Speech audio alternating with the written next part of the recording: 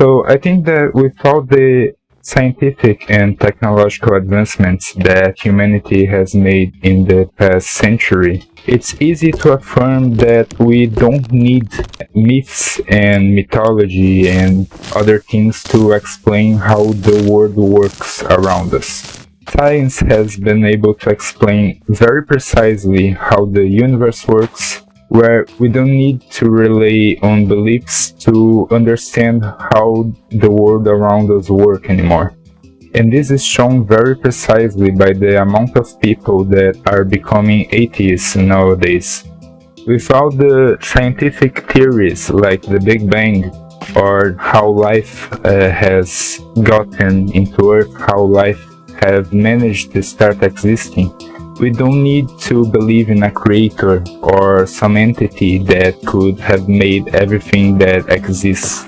And this is a pretty valid point to stop believing that there is some higher force beyond our own minds and our own biology that drives us. Like, why would I believe in a God that's good, in a God that have created everything and also powerful, if we can see that the world around us is not good, it doesn't have evidence to prove that there's a God that provides for this world? Just go watch the news and you'll see what I'm talking about. There's basically almost nothing good that happens out there that can be linked to a good being that cares for all of us. So why would you believe in something that has almost no reason to exist at all? First of all, if you don't believe there's someone or something that created all of this, you have to pick an explanation to say how everything has started. Most people follow the scientific theories of Big Bang, and that's what I will be following with. Everything came from basically nothing and became what we have here today over the course of billions of years. So if that's true, how did it occur? Because in physics, in science, we believe that nothing can come from nothing. But at some point it did happen, and all the matter that exists today came from this moment, and we don't know how it was created. I know not everyone really cares about that. Some people just want to live their life normally, but I like to think about this sort of stuff. But continuing with that thought process, if we ignore this part and just focus on what we have right now, the life that has managed to develop on Earth, basically from a lot of chemicals that were distributed almost randomly through the Earth's atmosphere to the Earth's surface throughout millions of years of basically pure luck. If you don't believe that there's something that created everything, you need to stick with the resolution that everything that has come to be, that exists right now, came out to be just from pure luck. It just existed because by some odd, the right chemicals aligned perfectly at the right time, and it managed to produce a really complex chemical structure that could replicate itself. And let's still stick with the idea that all of this happened, and now you're here. Through the course of more millions of years of evolution and pure luck, some life has managed to survive and develop not strength, not agility, not other special ability that enhances survival, but intelligence. A species that has managed to survive by using tools instead of brute force, and at the same time being incredibly weak compared to other creatures that we see today in nature. remembering all of that by pure luck. Well, you could use the argument that we have basically an infinite universe. So somewhere all of this could have happened, because even if it's a small probability, you have basically infinite shots at it. So it must have happened at some point, and we are the result of this. We are the shot that actually hit the bullseye. And this kind of makes us special, because we don't see it happening anywhere else in the entire universe that we know. Nothing like that has ever happened before. And that can be set up as a good explanation from why we exist. We are just very lucky to be here and to have gotten into the right position at the right time and basically won the life lottery. But if that's true, that means that we only exist, we can only enjoy life just because of pure luck. So what's the point of all of this? What there is for us after all of this comes to an end? I mean, all we have done here can still be enjoyed by the next generations and people after that. But is that all there is? It's just we live here, we do stuff for the next generation, and then our life ends like it never happened.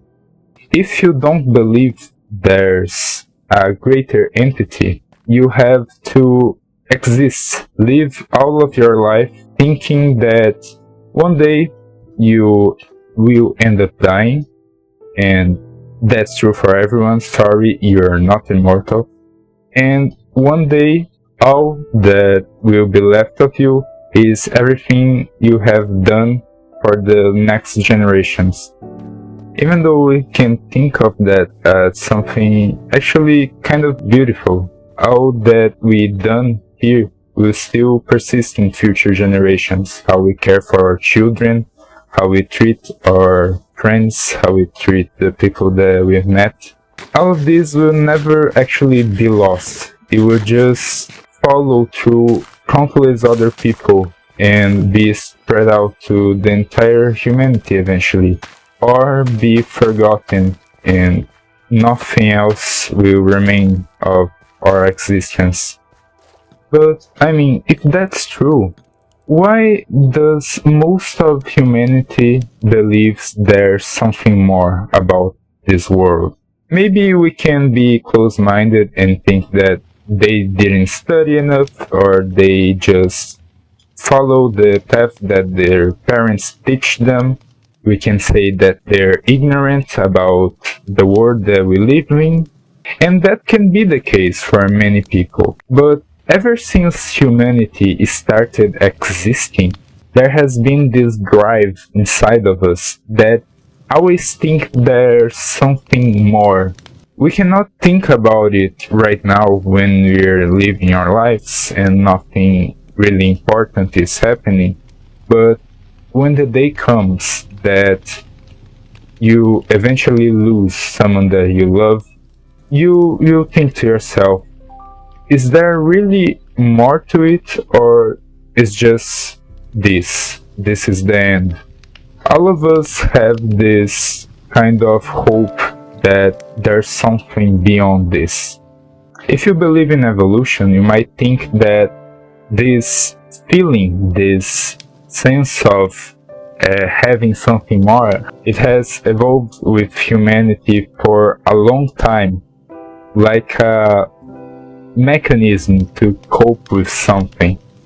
But evolution in its essence preaches that the species has as its primary objective to spread its genes so its genes can live on into other individuals.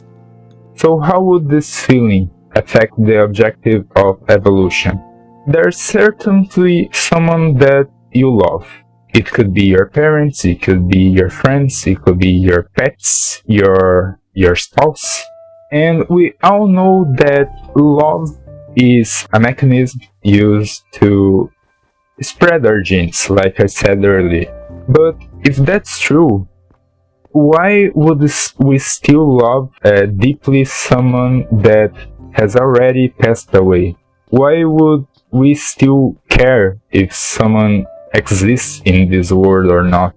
If spreading genes is the only objective, mourning for the death of someone or being sad that they're gone, it's something that would definitely not help with this objective. But we still do it anyways. Some may say that this is because we evolved past this instinct of using love just to reproduce and spread our genes.